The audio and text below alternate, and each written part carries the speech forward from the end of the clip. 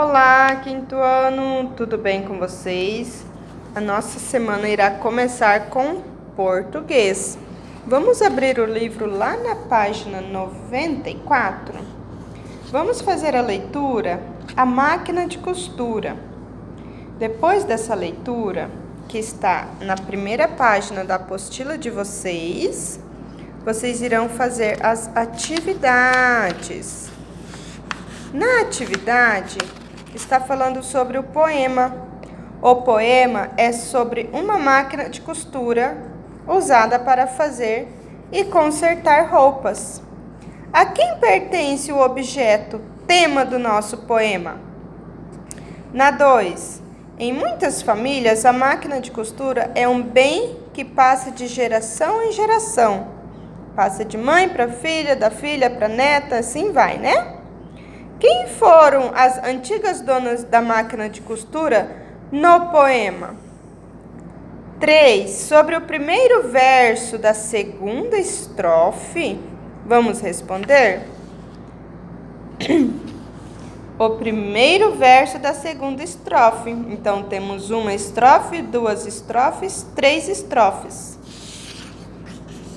Na letra A, em sua opinião, o verbo pedalar é mais usado em qual sentido?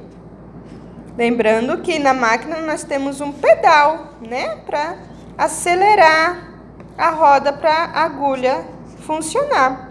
Na letra B, porque o eu lírico afirma que a avó pedala a máquina. 4. Fale, né? Cite é falar. 2 exemplos de costuras feitas na máquina de costura no poema. Então, vocês irão escrever nessa linha 2 exemplos de costuras feitas na máquina nesse poema. Na número 5, para o eu lírico, que é a pessoa que está lendo, né? Costurar é uma tarefa automática, sem sentimentos envolvidos. O que você acha? Para a pessoa que está lendo, costurar é uma tarefa automática sem sentimentos envolvidos? Será? Será que a pessoa vai costurar sem vontade? Será que você vai fazer alguma coisa na sua vida sem vontade? O que você gosta de fazer? Quando você faz essas coisas que você gosta de fazer, você coloca sentimento? Você coloca amor? Claro que sim, né? E na número 6, por que podemos afirmar que o poema apresenta versos brancos e soltos?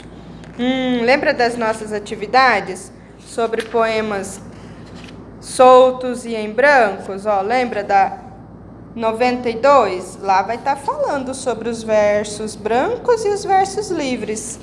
E aqui na número 5, por que podemos afirmar que o poema apresenta versos brancos e soltos? Tem algum aí? No poema?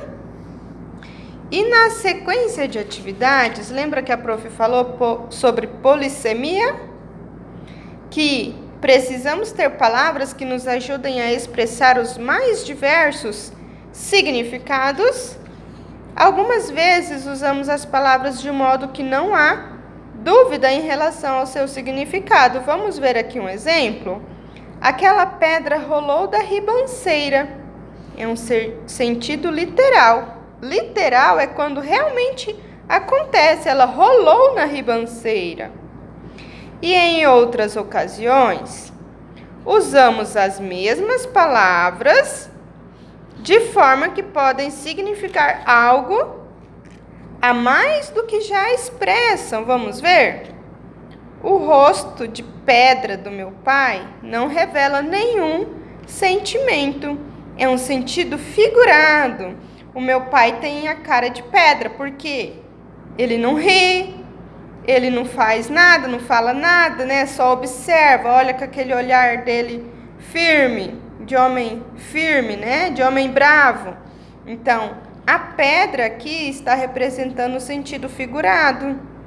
E aquela pedra está representando o sentido literal, de verdade, né?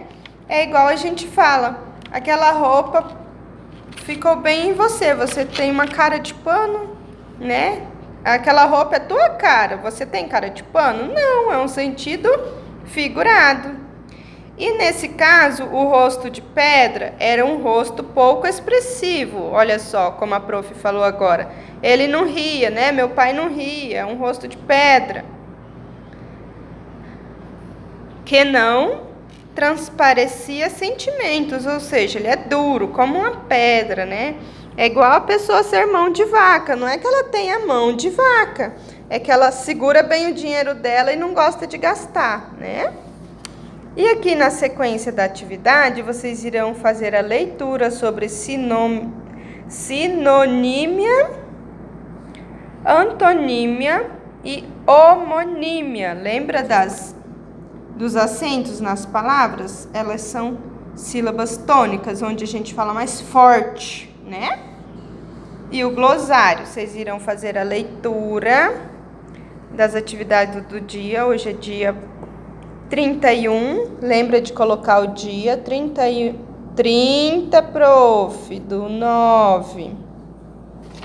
Aqui também vocês irão colocar o dia 30 do 9. Agora vamos para a segunda atividade.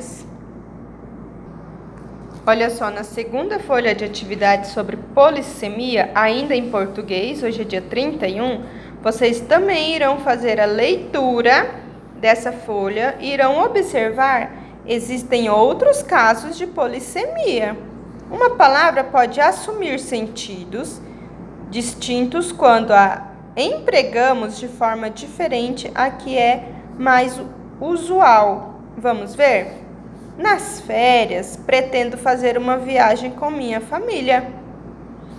Aqui nós estamos falando sobre uma viagem, de viajar de verdade. E nessa outra parte, aquele filme foi uma verdadeira viagem. Olha só, já está no sentido diferente a palavra viagem. Você viajou na batatinha. Claro que você não vai subir numa batatinha e vai viajar, né? É o jeito da gente dizer, que são metáforas. Então, vocês irão fazer a leitura disso daqui para a gente ir para a próxima tarefinha. Novamente irão fazer a leitura. E aqui, no poema de rede, temos a palavra rede e ela tem vários significados. Tem a rede de dormir, a rede de internet, né? Tem vários outros significados a palavra rede, uma rede de televisão, que é o sinal que vem a cabo, né? Então, aqui vocês irão fazer a leitura para depois vocês fazerem as atividades. Isso aqui ainda continua a atividade dessa daqui, olha só, da página 99, ainda continua aqui, nessa próxima folha, que faz parte ainda do poema. E na atividade, na número 1, o que significa a palavra rede? Você conhece? Você irá escrever aqui. Qual o significado da palavra rede? É tratado no poema. O que está falando nesse poema? Né? Do que ele está dizendo, esse poema, da palavra rede? Na número 3, como os versos do poema estão estruturados? Justifique sua resposta. Que estrutura eles têm? Será que ele tem rimas? Será que ele está dividido? Será que ele está num poema inteiro, sem estrofe, sem parágrafo, né? Como que ele está estruturado? E na número 4, por que podemos afirmar que o poema Rede é um poema visual?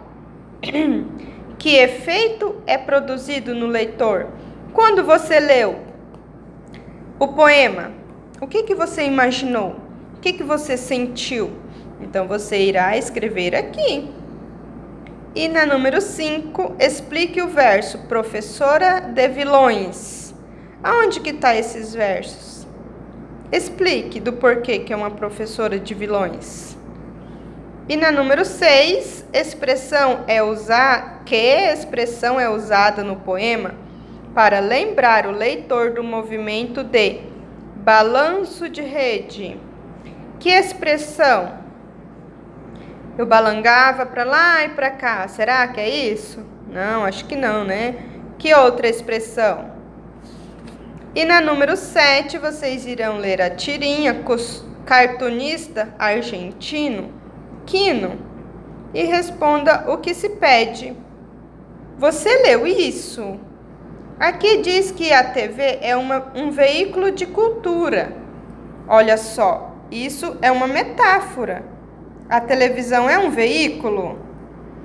É um veículo, mas ele não tem roda, ele não tem motor. Ele transmite a partir da rede de transmissão, né? É um veículo de cultura. Ele transmite a cultura, o que nós precisamos saber. E depois vocês irão fazer a leitura dos outros quadrinhos para depois fazer as atividades que está na próxima folha.